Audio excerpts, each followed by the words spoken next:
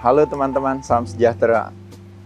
From out of shape to a better shape. Ya, tema kita kali ini mungkin fokusnya lebih kepada fitness for women, lebih fokus lagi mungkin katanya muscle building ya. Jadi satu keunikan kalau kita berbicara fitness bagi wanita, di satu sisi yang paling sering salah paham tentang fitness, apalagi kalau kita bicara weight training, itu adalah wanita gitu. Tapi di sisi lain ketika kita lihat profil daripada penghuni daripada yang namanya pusat kebugaran gitu, hampir sebagian besar, bahkan kalau di dunia ya, kita nggak tahu kalau di Indonesia, tapi arahnya juga akan ke sana, di mana mayoritas adalah memang wanita. Kenapa? Karena kalau kita berbicara fitness is a visual sport, wanita memang yang kalau boleh dibilang kesadaran untuk punya penampilan secara visualnya itu lebih baik itu memang lebih tinggi dibandingkan dengan pria. Makanya kenapa fitness center banyak dihuni oleh wanita gitu ya. Dan kadang-kadang juga belakangan ini terlepas daripada alamnya fitness itu keras karena ada elemen besi di sana, tapi di sisi lain kalau kita lihat belakangan ini mulai dari packaging dan kemasan daripada fitness center sendiri hampir cenderung adalah feminim, di mana memang didedikasikan kepada wanita. Karena bagi pria untuk datang ke tempat yang nyaman gitu, yang ada sedikit sisi feminismenya tersebut, itu nggak masalah buat wanita gitu. Tapi bagi wanita kalau harus datang ke satu tempat yang terlalu too masculine dan juga terlalu dominan, mungkin akan merasa terintimidasi gitu ya. Jadi secara umum saya setuju sekali ketika wanita mau dalam tanda kutip berotot gitu ya. Jadi memang yang jadi tantangannya adalah memang kalau kita lihat ya, ini kita berbicara, izin saya berbicara detail kalau berbicara fitness bagi wanita ya teman-teman sekalian. Jadi perbedaan apa sih wanita dan pria? Kalau kita ngomongin sebenarnya pada dasarnya semua solusi gerak itu tetap terselenggara. Wanita tetap harus menjaga 4 elemen daripada diet, mulai dari sumber, penyajian, jadwal, dan timing, dan juga jumlahnya harus sesuai dengan kebutuhan mereka. Jawabannya iya.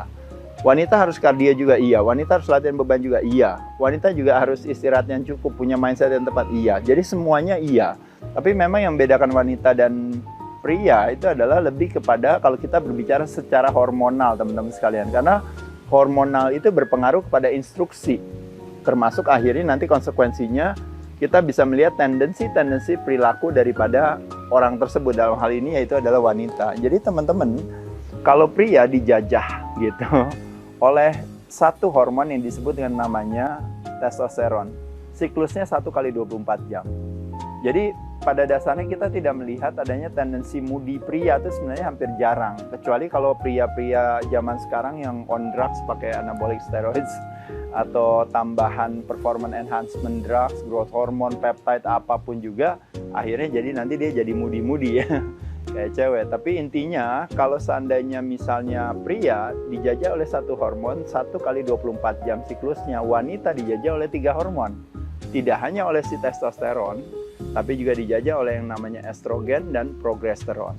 Nah, teman-teman kita bisa lihat di sini, siklusnya bukan 1 kali 24 jam bagi wanita, siklusnya adalah 30 hari. Nah, jadi dalam 30 hari atau dalam 1 bulan, makanya kenapa teman-teman akan bisa melihat di mana terjadinya wanita wajar kalau mengalami yang namanya, kalau kita maknai sebagai si moody itu, jadi moodnya itu bisa gonta-ganti. Kenapa?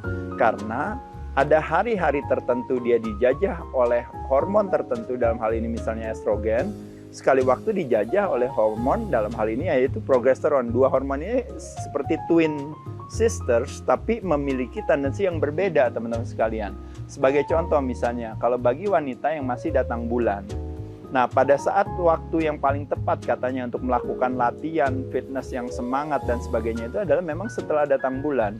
Ketika setelah datang bulan 1-10 hari pertama itu fase di mana kalau teman-teman terjadinya production of estrogen, dia tuh sangat berteman dengan yang namanya, kalau istilahnya dikatakan disebut dengan namanya sensitivitas insulin. Artinya apa? Kalau teman-teman pada saat itu cewek mau puasa, mau low carbohydrate, high protein, latihannya mau keras, mau latihan beban, itu adalah waktu yang paling tepat untuk wanita melakukan hal tersebut. Itu di hari 1-10 itu karena lebih kepada relate, di mana produksi estrogen mungkin membutuhkan situasi atau lingkungan, suasana seperti itu. Nah, ketika masuk di masa subur mungkin boleh santai sejenak, dia hari 10 atau 11 sampai 16 itu nggak ada masalah, atau 15.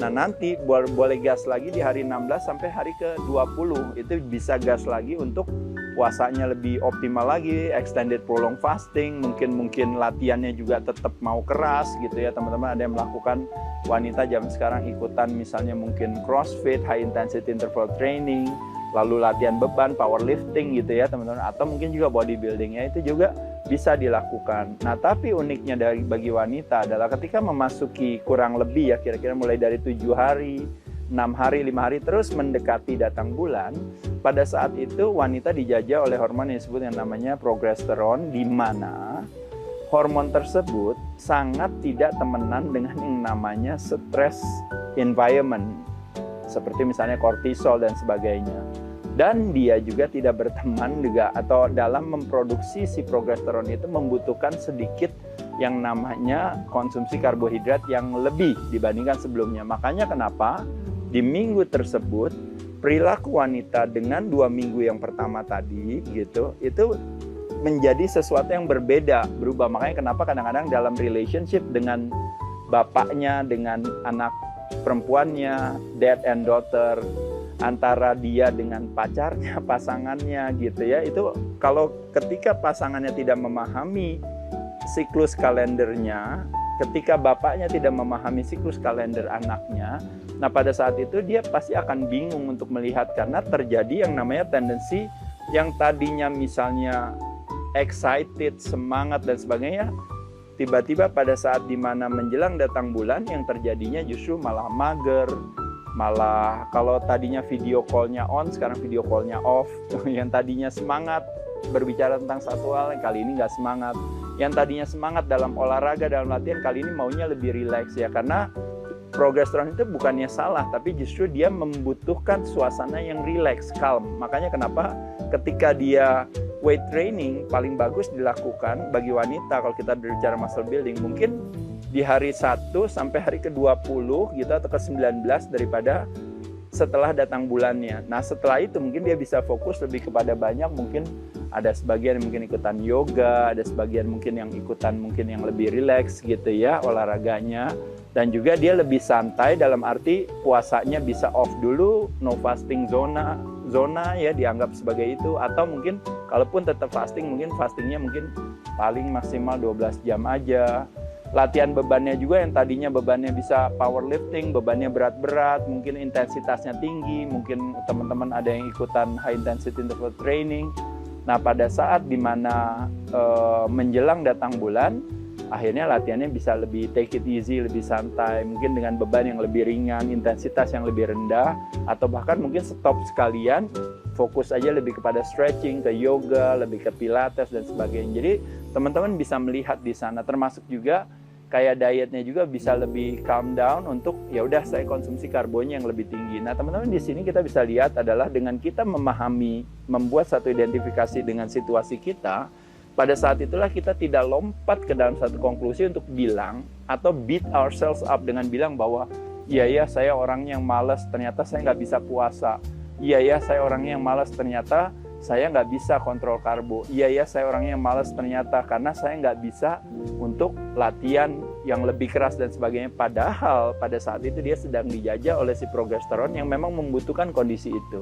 Nah tidak berlaku bagi pria, karena pria hanya dijajah oleh satu hormon, maka kita bisa langsung lompat ke dalam satu konklusi bahwa bilang bahwa kalau kamu tidak latihan atau tidak diet atau tidak puasa berarti emang kamu malas aja gitu ya. Tapi kalau wanita kita harus melihat daripada situasinya, apalagi yang memang masih mengalami masa menstruasi tersebut. Jadi izin teman-teman, kurang lebih itu informasi yang ada, yang saya kutip dari salah satu buku judulnya Fasting Like a Girl dari Dr. Mindy Phelps, yang teman-teman nanti bisa pelajari lagi. Tapi secara umum ini hanya kayak informasi umum aja yang sebenarnya juga men-trigger atau menggelitik bagi saya untuk bilang iya ya benar juga. Kadang-kadang kita kan suka aneh gitu menyaksikan tendensi daripada wanita di mana kadang sekali waktu semangat tapi kok sekali waktu down. Sekali waktu kayaknya wah gimana tapi taunya sekali waktu berbeda lagi. Jadi seolah-olah kayak ada dual personality di sana, padahal sebenarnya hampir semua wanita kayak begitu juga. Makanya kenapa disebut men from Mars, women from Venus gitu. Hanya lebih kepada karena terjadinya yang namanya penjajahan secara hormon yang berbeda. Nah, jadi dengan mengetahui siklus hormon daripada wanita atau dirinya sendiri khusus bagi wanita, teman-teman, nanti teman-teman bisa mensiasati strategi latihannya, juga strategi dietnya sesuai dengan kebutuhannya. Tapi saya setuju, kalau wanita ototnya kencang, lemaknya tidak mau terlalu rendah juga ya, karena wanita kan juga membutuhkan berbagai production hormon tertentu yang membutuhkan keberadaan si lemak. Jadi nggak mau terlalu rendah juga, tapi mau ototnya banyak, fokus kepada latihan beban, karena juga nanti apalagi wanita yang udah menua, otomatis kan membutuhkan tidak mau punya permasalahan seperti akhirnya tulangnya bermasalah, jatuh di kamar mandi gitu ya. Kalau teman-teman tahu 60 tahun sampai 70 tahun itu range di mana wanita sering gara-gara nggak pernah latihan beban akhirnya tulangnya lemah, pasti mereka jatuh tuh, apakah hip fracture, apakah akhirnya mesti hip replacement, apakah mesti harus di kursi roda dan sebagainya. Pada saat itu biasanya hanya dalam waktu 1-2 tahun ke depan, makanya terjadi yang namanya pelambatan daripada aktivitas metabolisme, akhirnya terjadi yang disebut akhirnya prematur kematian tersebut gitu ya. Nanti yang salah dibilang adalah organ tubuhnya dan sebagainya, padahal berawal dari ketika terjadinya ketidakaktifan dan terjadinya hilangnya massa otot yang menyebabkan terjadinya hilangnya kekuatan tulang. Kurang lebih demikian teman-teman, semoga bermanfaat informasinya buat teman-teman yang wanita. Stay strong selalu, kita identifikasi diri kita sesuai dengan kondisi masing-masing. Saya ucapkan terima kasih teman-teman. Ingat, stay hydrated seperti biasa dan juga stay well. Cheers!